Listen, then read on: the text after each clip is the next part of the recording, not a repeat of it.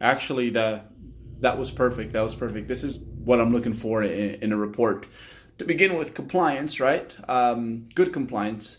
I don't expect perfect, but I expect I think enough to the point where the data that we are collecting matters. So days like when you're in a lab and it's hard, like be okay with 4 protein feedings. Some days we'll get 5, and even once in a while, especially if we're awake that long, 6 might be in order. So I know typically for me 5 is about as many as I can get. But if I have to stretch tonight, which the issue there, like we've mentioned, it cuts into sleep, right? I'll get a 6 one, but for sure mostly 5, and then 4 is okay. 4 is still good.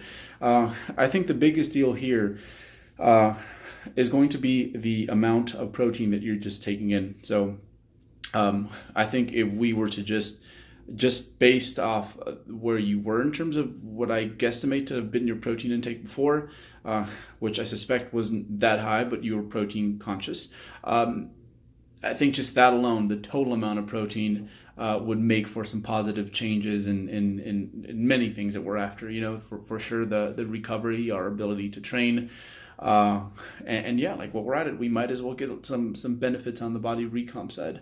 Um, so with our current weights, I think it's a few things. I think, like you said, the adjusting your sleep and awake times, that will definitely play a role in that.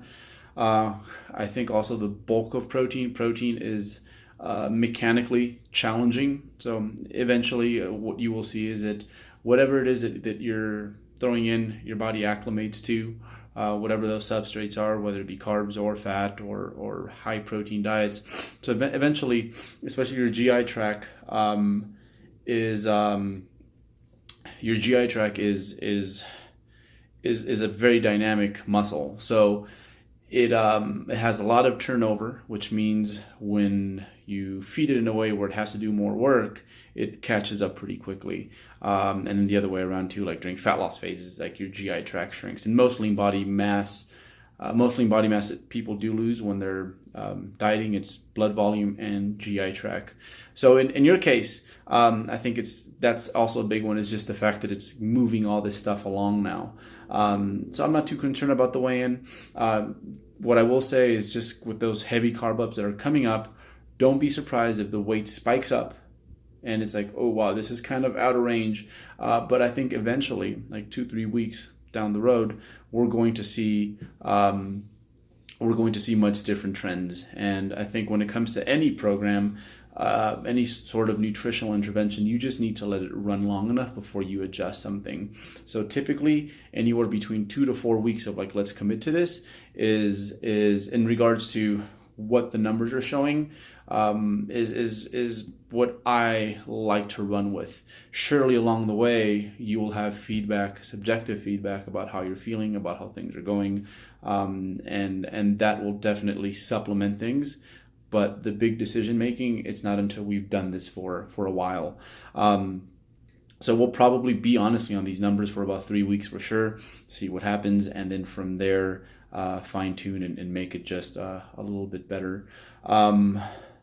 But no, I'm pleased. I think the biggest thing with this report, it was kind of a practice report, just to make sure that the communication is there, the compliance is there. But no, with passing colors, very clear, very comprehensive.